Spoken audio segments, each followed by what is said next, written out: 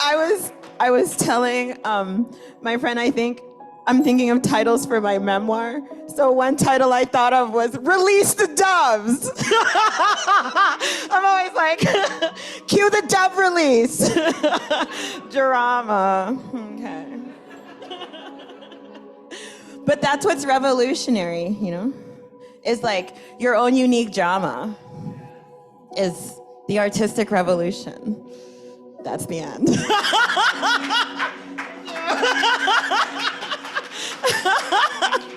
Yeah. I like how you get a download and then everyone else who talks is kind of talking about the same thing, you know? Yeah.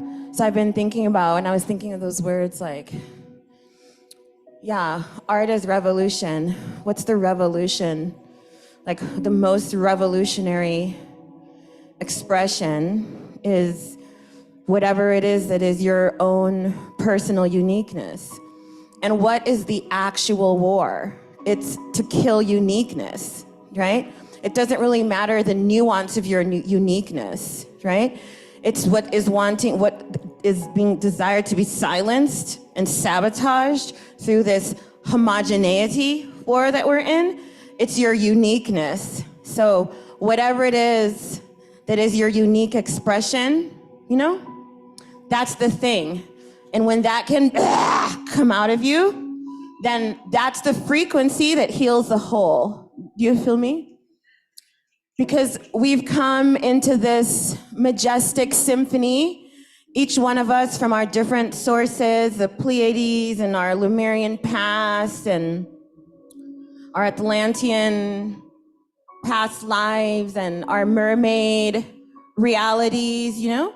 But then we've chosen to enter in to the Mother Earth 3D experience at a specific time when Mother Earth is like calling all my children, come through. Yeah. So that's the war, to bring each of these sources, like where the sources where you are coming from, and express that uniqueness within this present time frequency, you know, that is within the quantum whole. And then each of us screaming out our unique note is what will create the symphonic frequency that will have the cause and effect and the ripple. New Earth is orgasmically born. So that's the work.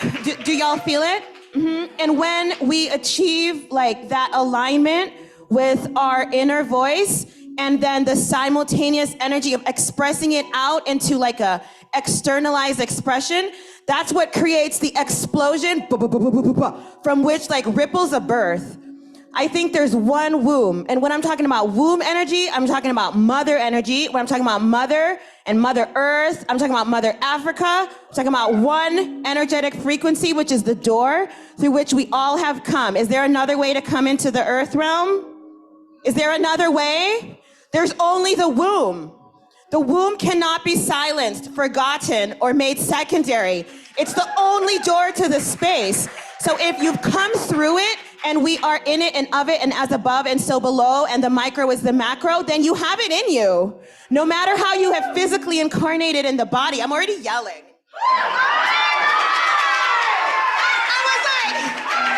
I was like, I'm gonna begin. I'm playing this frequency. I was like, I'm gonna begin, like, make the lights dark, because we're gonna begin with like a gentle meditation. Like, wake up your womb frequency!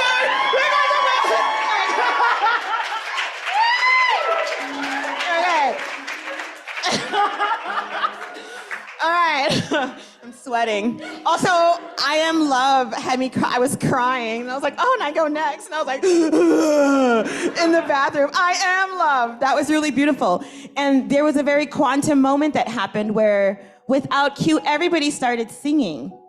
But there wasn't an indication to do so, and it was in a specific moment, everyone started singing. We're so connected. This is womb energy. This is birth energy. It's the quantum whole that is within us that we are expressing. It's the doorway that we entered through, which is what we are carrying. It's where the code is coming down. So really, when I was thinking about this, I was like, key note. And I'm all about the codes and the access codes and entering the code You know, as Sean mentioned, my dominant practice is womb steaming or vaginal steaming. People are still like, with the word vagina and womb now, whatever. Yeah, but it's not a divisive description. It's a unifying force. Do you feel me? I think that the other kind of title that I gave for what I want to express is a phrase that I say often, which is that the words don't teach. This is, and we're in Naropa, so we can like really drop into this. It's jnana, like body knowledge, which is arrived at through your dedication to the practice. And then it's like asana, asana, asana. I don't feel like it, asana. And then wisdom comes up. It's a frequency code. And then it's yours. It's not the words of a guru entering into your brain like a hypnosis and moving you to match their frequency that their auric field is putting out. That's danger, danger. And that's why all this messy nonsense is happening. And the portals are open now, so all that shit's coming up. Yeah. Because, we are not here to be hypnotized. We are not here to be melted down and then poured into a mold. We are the shapeshifters. That's the whole point of the magic. So you move your body in the practice that resonates for you to awaken like the remembrance of your own divinatory state, express that, and complete this symphony. It's like I can feel all the different instruments, like the different sounds, and it's like a puzzle piece that will come together when we each can like, out our unique note. Do you feel me? And it will put everything together. And we just need what's that phrase for when it's like enough people do the thing, then it creates the shift? A tipping point. Also that. I love you. It's like the tipping point. Yeah. So we just need to like all get unique so we get to this tipping point and the which is what I call the orgasmic birth of the new earth, but it's like this same energy, okay? So the vision that I had for today, because the words don't teach, is for us to get into this something that was like a feeling, visceral state, all right? And what I don't like are watchers, because it's non-performative. We're going to collectively go into a suspension of disbelief and to feel like we have enough here to tip the point, right? And then we're gonna like drop in and do it and see what happens, okay? We're gonna like make some noises, make some movements, like wiggle a bit, like open the throat chakra. See what comes up, and that's boom. The liminal space, to me, everything is the womb space, everything's Africa to me. So the liminal space, it's the void, the in-between, the ephemeral state. You know, like Sean mentioned, I was walking down the sidewalk, so it all connects to Naropa. Naropa, furthermore, is a frequency. It's manifested as this university, but if the university goes broke, which you're always talking about, and dies, Naropa will remain. It's a frequency state. Yes, this is very important. And it's the powers that be that need to get this. It's harder for bureaucratic thinkers, and I have a head injury, so it's easier for me, so like I get that. But this is really the bottom line of everything, right? And you don't really get Naropa till you leave Naropa. It's just one of those things. Then you're like, oh yeah, Naropa, because it's inside you. It is a visceral experience that is awakened. We are on sacred land. Chögyam Trungpa was like scanning, like for all his madness and magic, he was like scanning to where the frequency was existing within the non-linear, and then simply acknowledged it so that things could form and arise, which is the same as we do in our artistic expression. You're creating for the you who was 12 years old, who was needing that artist to exist in the future, so you make it now so that the 80-year-old you can like look back and feel the resonance of that. We complete the whole. It's the circle. I was hit by this car. This woman was speeding, driving down the road, and she passes out with her foot on the gas. And then she hit an oncoming car, and that popped open the hood of her car and kind of spun her out. And today Sean was like, you can get there on the bus from the hotel. And I was like, I don't ever go on a bus. Last time I was on a bus is when I got off the bus, and then this lady hit me with her car. I'm like, fuck buses. It wasn't the bus's fault though, really. It was just what had to be within the totality of the whole. But I did get off that bus, and then with her like hood open, she scooped me up and still driving, drove through the glass front of this restaurant, a cozy restaurant, and actually hit a woman in there and pinned her to a far wall. And then I can tell the story with like levity and aplomb because it's really the best thing that ever happened to me. But in the sense of transmutation and power, I think we are also evolving and accept this even as I tell you that like slightly traumatizing thing. Part of the evolution and part of what art gives us is the ability to transmute without trauma. Of course, of course, we also have the ability to transmute our trauma, which we all have a little bit of. And it's like, so cool. It's nothing to fear in that sense, right? Because we all have a touch of it and it's bringing things to balance. And there is, because we do evolve like this, not like this. You feel me? So it all does make sense and come together. And because it's a cauldron and not a ladder, you feel me? Yeah? It all does make sense and come together. And you do need like, the recipe, it's like almost there, but like one little bit of cinnamon, just like a sprinkle, and then, oh, it's so good now. Okay? Yeah. So it's like, oh, one little droplet, microdose of such and such, and then you're in the zone, you know? Yeah, but then you go over, then you're like out the zone again. So it's about the alchemy, you know? It's an alchemical reality.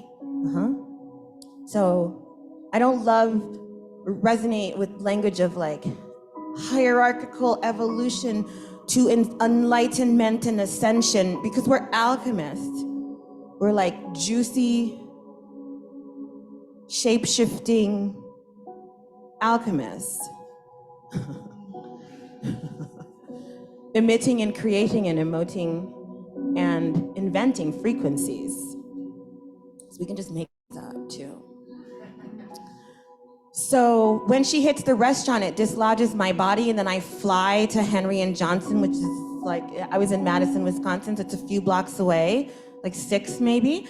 And then because the paramedics were already following, amazing, another miracle, they were able to see the trajectory of my body.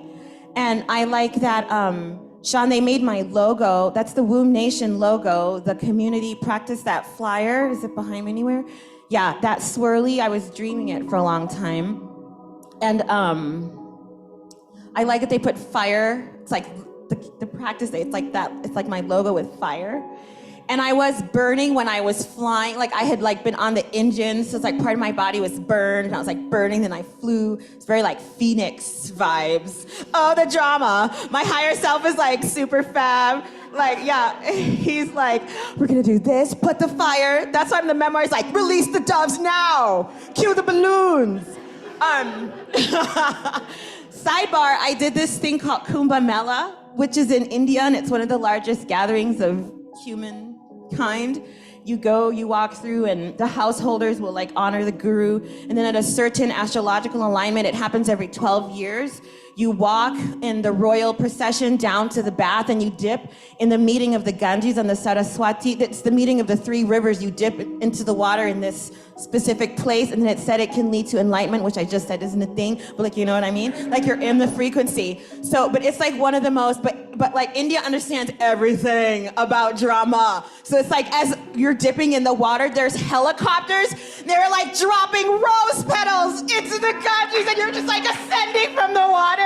So it's like, okay, you do understand enlightenment. That's cool. And they, the whole time that I was there, they thought I was a Mataji from Africa. So they would bring me babies to heal and bless and whatnot. And I was with a translator woman who took me because we did a womb steam, and her cyst that she'd carried for 15 years dissolved to like a white liquid and like came down into the bowl. She was like, boof. So then just took me with her to India, and I knew nothing about anything. And she's like, can you leave for India in a week? And I was like, yes, I can. And then next thing you know, I'm in the Ganges River dipping with a helicopter dropping roses. Release the doves.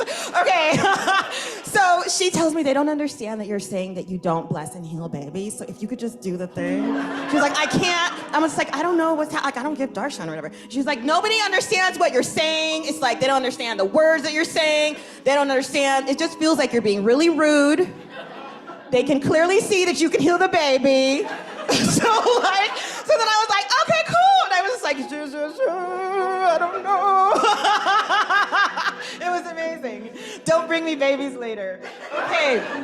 I really love the fire in the logo because it really expressed this, it's like you picked up on this energy of this transmutational moment of transfiguration in my life. And so I flew through the air, they find me, blah, blah, blah, blah. That is the part of the movie where you're watching it, dun, dun, dun, and then they like zoom into the character and you're like looking out from her now. Do you feel me? Do you think? Okay, so then it's like, yeah, although I tell the story a lot, I still feel things in my body. So my memory is first seeing this body from above, and then like, oh, she's cute. And then this, but the words don't teach. So I'm just trying to tell you the story. It wasn't like chatting, okay? And then they were like, you're gonna go in there and get the work done. And then I was like, oh, fuck, no. And then you've not fooled me, like that's not gonna be pleasant. And then they were like, it's like a white being, very like Saint Germain for me. Very Saint Germain Christ, ascended master kind of. I know my people are here, so I'm just gonna speak freely. And then he's like, no, you're gonna go in there to complete the work. It was like a complete the work kind of thing. And there was this very, Peter tempting of Christ, kind of like 1, 2, 3, yeah, no. And then it felt like I'm a minister's at it. Then it felt like the opening of the head and a magnetic pull down, then like a dive into the body, then like a flip perspective, because now you're inside, like, and then like, I'm floating in a lovely pool that I can swim, like, no, it's concrete, then you're like frozen hard. You kind of lock in at the toes and tippy fingers and like the periphery of your skin, that is your skin. And then, yeah, then it wasn't liquid, it was the most dense thing ever. And then like the opening of the eyes, because then now you're inside. You with me. Which is a horrible feeling. And then the magic of just embodiment is, you know how we're like circle? Wish I had more hands. Wish I was in my Kali form. Like within this finite circle, you know? Because point is, I came in the body, then I was like making multiple attempts to exit because I didn't feel tricked into believing the hype. And like I told them at Johns Hopkins Psych Ward, I told the guy who was like, involuntary command, I was like, at any point in any timeline, I would rather be on this side of the table than on that side. And then he was like, involuntary commit. The joke's on you, Tom, because here I am at Naropa telling the same exact story. So, I've not changed my story in any way. So that's what I love about my work. I just keep telling it, which is very Abraham Hicks, like, beat the rhythm on your drum until it's the loudest one in the room. I was like, I am Jaguar woman. I came back from the dead. I'm going to liberate the womb space and birth orgasmically the new earth. And here it is, I'm saying the same thing. So the audience is changing. First it was the doctors at the psych ward, then it was the people in the psych ward, then it was like my parents, and now it's y'all. It was like, can't tell me nothing. So we're moving, we're in this circle. And Spirit showed me a couple of things. If it's a group of artists, then I like to very adamantly talk about my suicidal ideations and experiences, because it's one of the things where like, everybody acts like they never felt it. And if you never felt it, something's wrong. Like you're not really having an understanding of like, I am in the body, but not the body. You know, you're not having your, I am that, Nisargadatta Maharaj. If you go into that, there's a phase along that journey where you're gonna be like, wait, but if I don't gotta be here, maybe I could go. But here's why, here's the thing. So one is, you know, you're walking along the hallway. If you exit through that door, it's gonna like bring you in through this door here because there's so many different doors. Yeah, so when you like self-exit through the one door, it actually just loops you back around to the front door and you gotta like walk down the hallway again. So it's not the life hack that we think it is. So that's one reason to just put it aside. But to understand why it arose, you feel me? It's a holy feeling. It's on the path, it's part of it. It's like within the soup of the divinity and the holiness. So bless it. And then here's another thing. This is the magic that we have chosen to experience and to play with within this finite circle, to move infinitely así, no? You feel me? Yeah. Within this finite, to just move infinitely, quantumly, forward and back and forth. The true Rastas, I grew up in the Caribbean in Mexico, and like real Rastas don't say back. So if you're saying back, you have to say forward, back, right? That's what we're in. It's forward, back, right? Your inner being never looks back. It's just forward, back. Do you feel me? So I was like, I'll stay, because I can't go. But also because mastering the art of remaining while containing within that frame all that is also all that is other, that's glorious and that's revolutionary. You feel me? And then to taste, I think I was like kind of not quite Bardot, but like I was like going down, and then the guides came and were like, you're gonna go in there. To have that frequency alive, the taste on your tongue, and then to come back and speak, that's glorious. That's revolutionary. This is all the codes. Do you feel me? Okay, good. So I wake up back in the hospital, and then they're like, you're Lavon Natasha Caesar. Here's a picture of her. I'm like, I don't know. They'd also show me pictures of various people and be like, which one of these people is Lavon Natasha Caesar, who is you? I'm like, I don't know what you're talking about. But how do we talk to babies? We like to show them also little mirrors, be like, you're Tommy, I'm your mommy. You're Tommy and you're a boy, right? Yeah. If we can break the hypnosis, like the Bible talks about seeing through a glass darkly and then clearing it. When I say that, I seem like things Jesus said. I really love Jesus. But like, I love Jesus.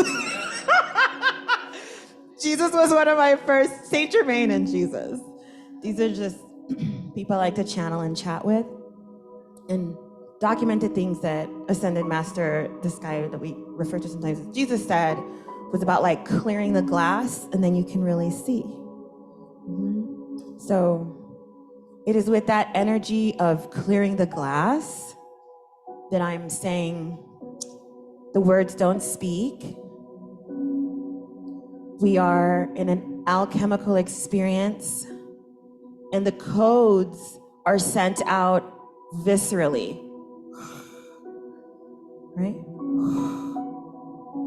From your body when you hit the zone. Many have come in their own personal way, shared their own internalized rhythm of hitting the zone. You know, some of these were so juicy that they become practices. You know, some have had a lot of potential to make money, so they became religions. We doing shit like that. always crack myself up. But like, but we each have our way to like get in the zone. Once you hit the zone, it's like your frequency's coming out of you. And it's not really a doing. It's just like a,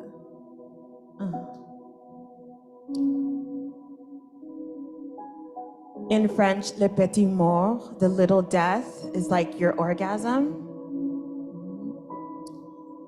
So I can promise you it's an orgasmic, very pleasurable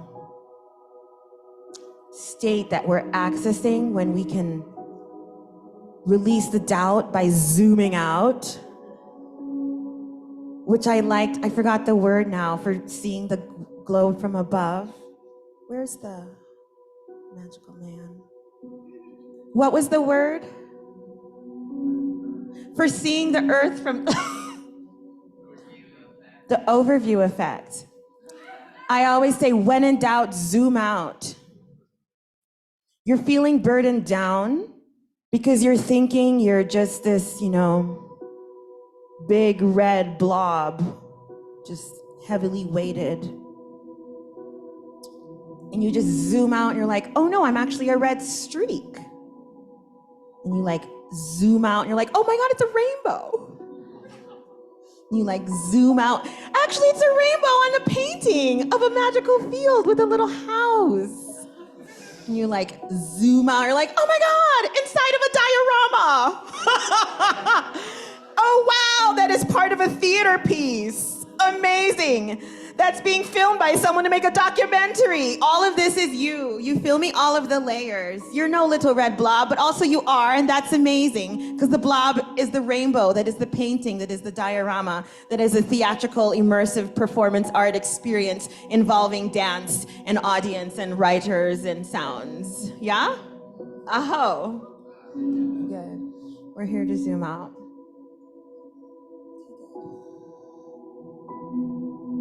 So I think let's get into our bodies.